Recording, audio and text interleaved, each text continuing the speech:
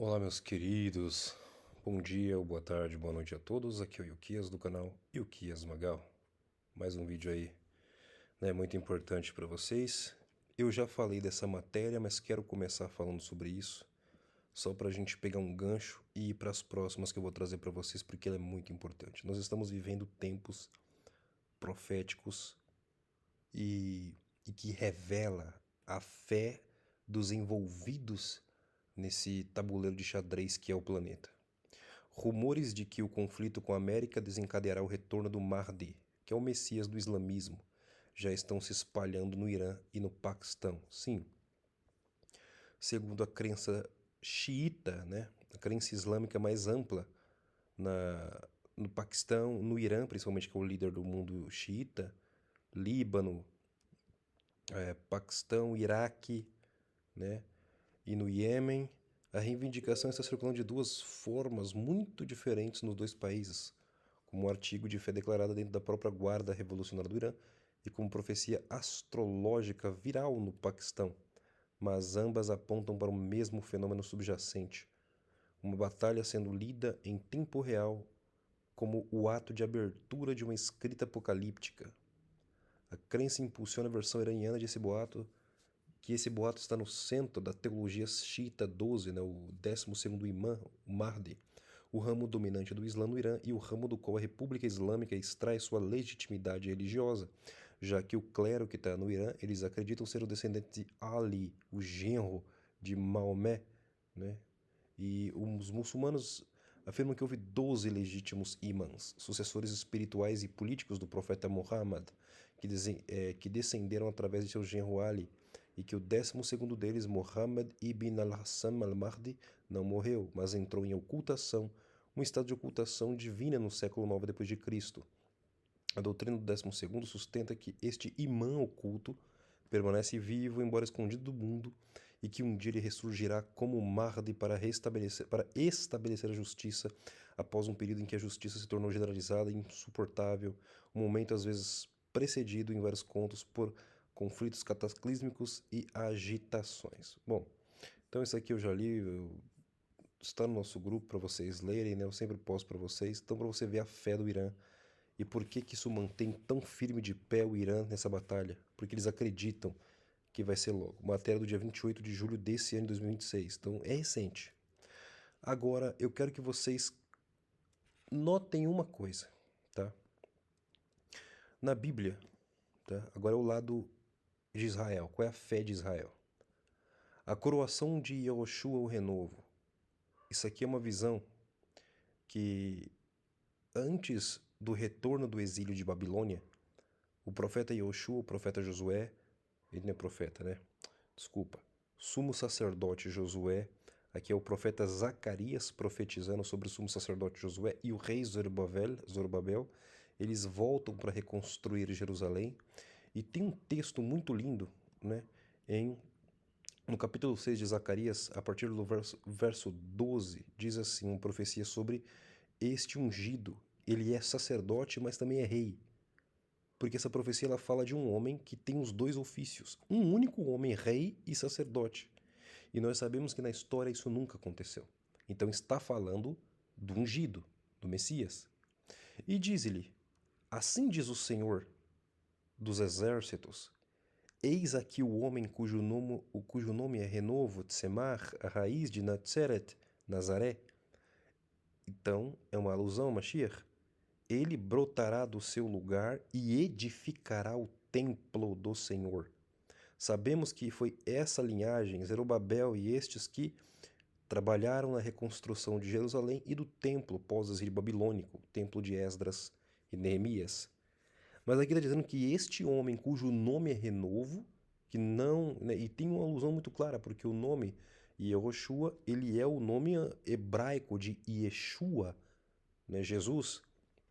E Yehoshua significa o eterno, Yah salva, o Yah é a salvação, que é a abreviação do nome do eterno, o tetragrama sagrado. E está dizendo que este homem, cujo nome é Renovo, ele brotará de seu lugar e ele vai edificar o templo do Senhor. Ele mesmo, não é outro, mas ele mesmo, o texto ele ainda enfatiza que ele vai edificar e depois diz, ele mesmo edificará o templo do Senhor e será revestido de glória. Assentar-se-á no seu trono. Olha só, sacerdote não tem trono. Então, está dizendo que este mesmo homem que edifica o templo, que o reveste de glória, ele vai se assentar no trono e dominará. Aqui ele vai governar, regência de rei. Será sacerdote no seu trono e reinará perfeita união entre ambos os ofícios. Ele vai conseguir conciliar os dois ofícios num único homem. É uma coisa que não existe, porque o Senhor criou em Israel o sacerdote, a religião, e o rei, a política. Os dois são separados. Um não pode trabalhar no lugar do outro. Eles estão juntos, em harmonia, mas não podem ser o mesmo homem. A mesma pessoa não pode trabalhar nos dois ofícios. Mas este homem fará isso. E isso não aconteceu depois do exílio da Babilônia. Nem o sacerdote Josué, nem Zorobabel, nenhum cumpriu isso aqui. Isso aqui é uma profecia para o futuro. E está dizendo que ele vai reconstruir o templo. Então tem uma profecia de reconstrução de um templo. Tá bom? Entenda você como quiser. Vamos para a próxima matéria aí para a gente entender. Isso aqui, matéria também de esses dias, tá? 30 de abril deste ano. O Rabino diz que o versículo bíblico número 5.787, que é o ano no calendário hebraico, é uma mensagem de Deus. 2027 é o prazo messiânico. Ele está dizendo que em 2027, ou seja, no ano que vem, é um prazo para o aparecimento do Mashiach. O Mashiach deles, né? O Rabino Isser Weisberg disse a Tamar Yonah que uma antiga profecia judaica explica as manchetes de hoje do impasse nuclear do Irã e as ambições de Trump em Gaza. Uma ampla entrevista no Tamar Yonah Show, Rabino Isser Weisberg conectou os pontos entre a visão de 2500 de um urso paralisado, a cúpula da rocha e o 7 de outubro e o desejo de Trump de construir um resort em Gaza. E aí tá. Né? Ele vai falar de Maimônides e de muitas coisas. Tá? Muitas coisas. Ele junta os fatos que estão acontecendo. Ele passou 35 anos de sua vida estudando sobre as profecias da Bíblia hebraica, o Talmud, Zohar e fontes cabalísticas, né? E a gente sabe muito bem como que esse povo está, tá? E ele é da vertente do Chabad. Quando você vê os políticos do mundo se encontrando com judeus por aí, doando, recebendo doação, sendo ungido, coroado, como o Trump foi no centro, é sempre a turma do Chabad, né? A turma racídica. Essa é a turma mais envolvida politicamente. E o herói deles é o Rebbe de Lubavitch, né? É o Menachem Mendel Schneerson, líder imponente do movimento Lubavitch, Chabad Lubavitch, faleceu em 94.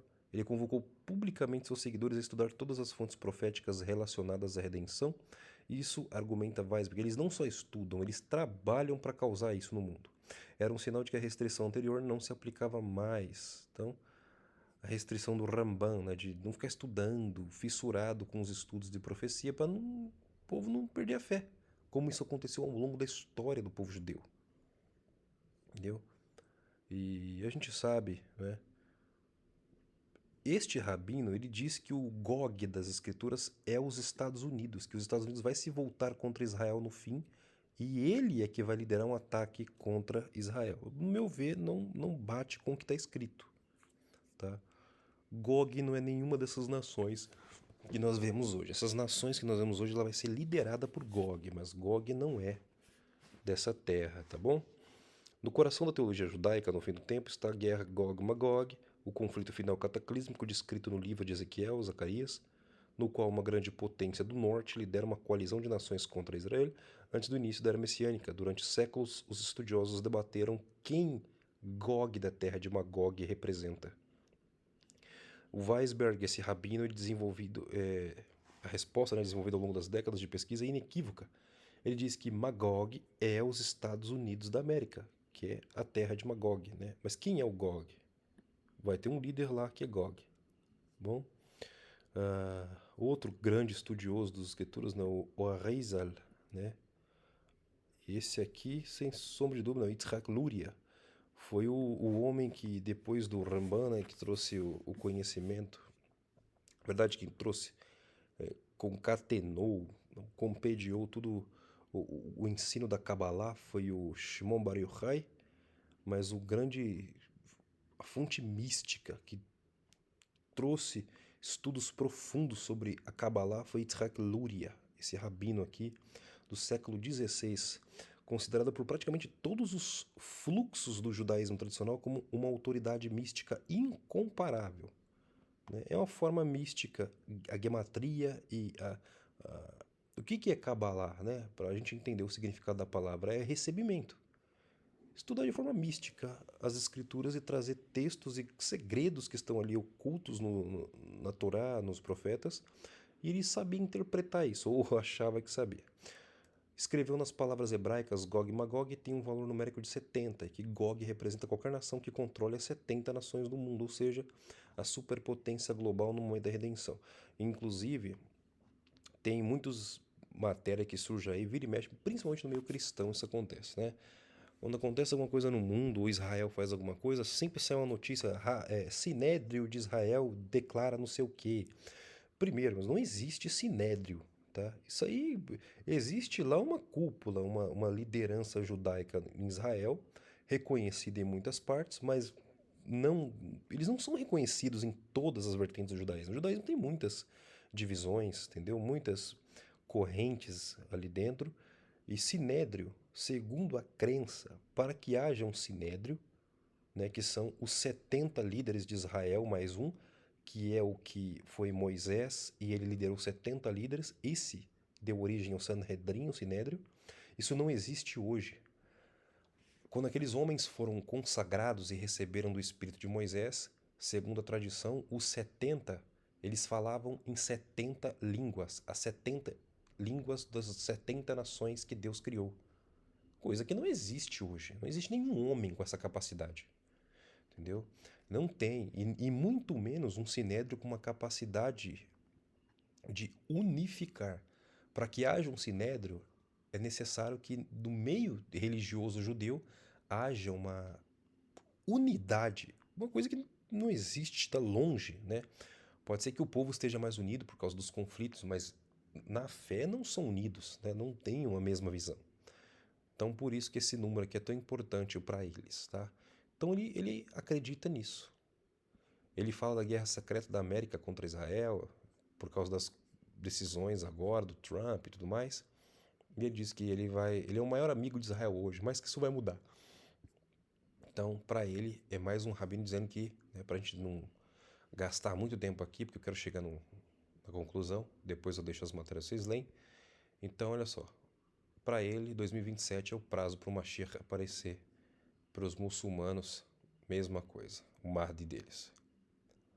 Agora, olha que matéria interessante dos últimos acontecimentos. E essa é de agora, tá? 14/8. Nasce a terceira novilha vermelha. Rabinos correm para examinar o rebanho que Israel esperou 2000 anos para criar.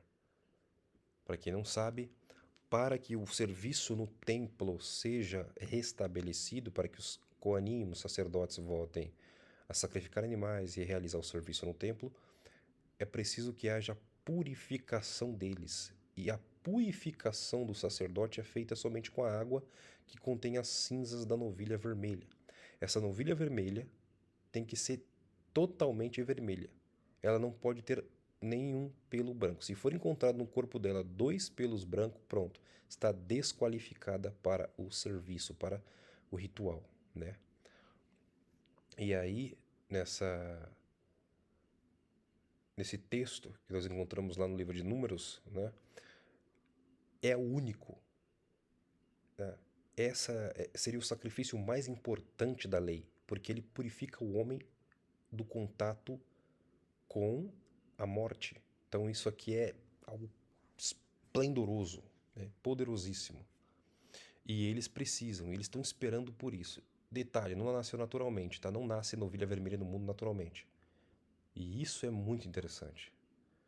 Depois eu recomendo vocês estudarem o que aconteceu nos 40 anos após Yeshua sair desse mundo, né?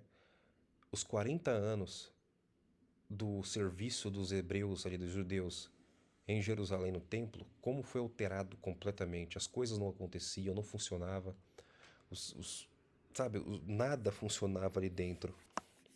Estuda sobre esse momento, como mudou. No mundo, historicamente, segundo a tradição hebraica, só 9 novilhas vermelhas foram sacrificadas. Segundo eles, a 10ª será pelo Mashiach. Mas nós, cristãos, cremos que a 10ª é o Messias. Foi Yeshua. Ele é a 10ª novilha vermelha. Então, por isso que agora, por meio de engenharia genética, é que eles estão criando esses bezerros vermelhos. Porque não existe mais isso aqui, essas novilhas. Não existe mais. Na semana passada nasceu uma bezerra em um estábulo no Vale do Jordão, Rosh Chodesh Elul, no mês de Elul. Na delegação de rabinos examinou, acariciada por sua pelagem, e ela foi a terceira novilha de sua espécie a nascer em Israel nessa temporada, juntando-se a outras duas já sob observação na Galileia e nas colinas do Golã. Então, desde o segundo tempo, criar essa novilha cujas cinzas possam restaurar a pureza ritual do povo judeu, em especial a dos sacerdotes, dos levitas. Os exames foram realizados pelo Beit Midrash, Centro de Estudo Rabínico do Instituto Nacional de Pesquisa de Novilhas Vermelhas, uma organização que reúne rabinos religiosos sionistas, lituanos e racídicos. Olha eles aqui de novo. Em torno de uma única missão nacional. Membros do Instituto viajaram para as 3 fazendas em uma única visita, examinando os bezerros da cabeça a cauda em busca de defeitos desqualificantes que impediram a aprovação de quase todas as novilhas vermelhas candidatas. E Beit Rimon, a ovelha de Temimá, começa a cicatrizar. A primeira parada foi em Beit Rimon, na Galileia, onde a novilha batizada de Temimá, que significa imaculado inteira, foi examinada 3 meses após o nascimento. O caso foi o mais acompanhado perto por 3, porque um trabalhador rural colocou uma etiqueta de identificação em sua orelha logo após o nascimento, antes que... Aí não pode, então é desqualificado. Ela não pode ter furo na orelha, não pode ter marcação e nem julgo, né? Nunca pode ter sido usada no trabalho. Senão, ela também é desqualificada, porque está escrito na Torá, tá bom? Então, é interessante. Tem um filme russo, inclusive, que as cinzas dessa novilha vermelha, né, quem é lavado por ela, a sua visão espiritual também é aberta. Então você imagina o poder espiritual que isso aqui pode trazer no mundo, né? De certa forma, vai trazer alguma coisa, só que para o templo ser construído, as novilhas têm que estar imaculadas, elas têm que surgir. E não pode ser só uma, né? Então isso aqui já é crucial para mostrar para nós. A terceira e mais nova novilha nasceu na semana passada em um estábulo de gado leiteiro no Vale do Jordão, em Shadmot Macholá, uma comunidade agrícola fundada em 1984 na parte norte do vale. Seu nascimento é, à primeira vista, o mais improvável dos 3. Ela nasceu de uma vaca de cor clara e de um touro preto, uma combinação que normalmente não produziria um bezerro vermelho sólido. Estão dizendo que nasceu naturalmente, né? E a Kir, que administra o departamento de bezerros de Shadmot Mecholá, descreveu o parto em primeira mão. Normalmente as vacas dão à luz sozinhas, mas nesse caso eu tive que ajudá-la, disse ele. Durante o parto, de repente vi uma bezerra com uma coloração avermelhada, foi notável, já que ela nasceu de uma vaca de cor clara e o touro era preto. Imediatamente chamei o rabino responsável para receber instruções. Yehuda Ben Tzvi, coordenador do Centro Educacional Mikdash, liderou a visita rabínica às 3 fazendas. E ele explicou ao jornal Israel 365 News que o bezerro não é considerado candidato a mitzvah de uma novilha vermelha até ser inspecionado e certificado pelas autoridades rabínicas, obviamente. Então, o exame completo que se seguiu não revelou nenhuma imperfeição visível. Então, ó, tá aí, parece que essa aí, tá? Ela é qualificada para o serviço religioso. Isso é histórico, tá bom? Irmãos, nós estamos diante de um cenário que Israel vai construir o templo, tá? Aí as pessoas falam, ah, não, isso aqui é simbólico, o Instituto do Templo lá é só para lembrar do passado, mas eles não têm interesse. Claro que tem interesse, isso aqui é a fé. Você quer ver? Eu vou pôr uma matéria aqui pesadíssima para vocês verem o que o ministro da Segurança de Israel acredita. Aqui, ó. França e Alemanha condenam falas do ministro israelense que pediu mais em Gaza. Ei, culpa, quem que tá falando? O Itamar Ben-Gvir disse essa semana, que é esse aqui, ó, ministro da Segurança de Israel. Ele disse que Israel deveria né, fazer isso aqui, eliminar uns 30 ou 40 pessoas todas as noites no território palestino. Isso foi sancionado por França e Alemanha. É umas falas, eu acho, bem pesada, mas, ó, ele disse isso aqui na TV. Abre aspas. Acho que, né, assar seletivos deveriam ser realizados todas as noites em Gaza. Aí ele disse aqui, ó, tirar 30 ou 40. Pra você ter ideia do pensamento desses camaradas em relação a vidas, né? Aí você fala assim, ah, mas os palestinos são isso, são aquilo, o Hamas, tudo bem. Não importa, nós, nós que cremos no Senhor, nós amamos o povo de Israel, mas isso aí não tem nada a ver com os ensinos do Senhor, tá? A gente não é desses, tá bom?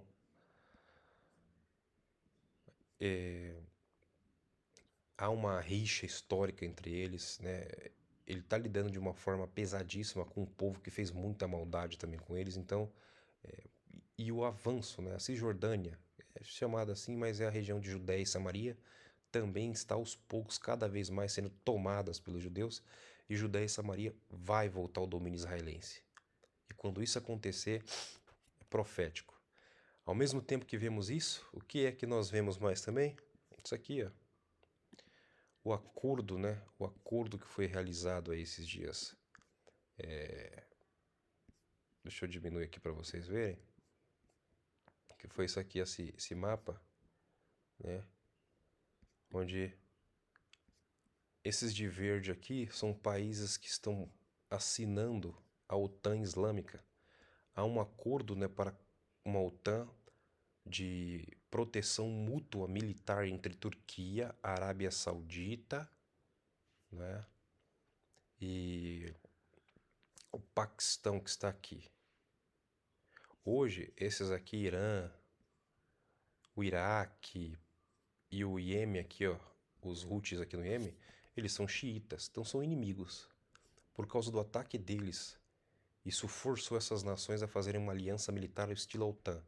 Então hoje, se a Turquia for atacada, a Arábia Saudita e o Paquistão, que tem armamento nuclear, devem entrar no conflito para se protegerem mutuamente. Ao que parece, também já há um acordo em secreto, né? Secreto mais ou menos. Se fosse secreto, a gente não saberia. Mas o Egito e a Turquia, parece que o Egito vai entrar. Essa aliança é para diminuir a dependência deles dos Estados Unidos e fortalecê-los diante das ameaças do Irã. Então está surgindo uma aliança islâmica sunita que vai montar uma OTAN, estilo a União Europeia. Eles vão se unir, se tornar um só militarmente e vai se tornar um centro, um governo em breve. Tá? Isso aqui é só o começo. E veja onde está Israel. Israel está sendo cercada por uma aliança militar islâmica sunita.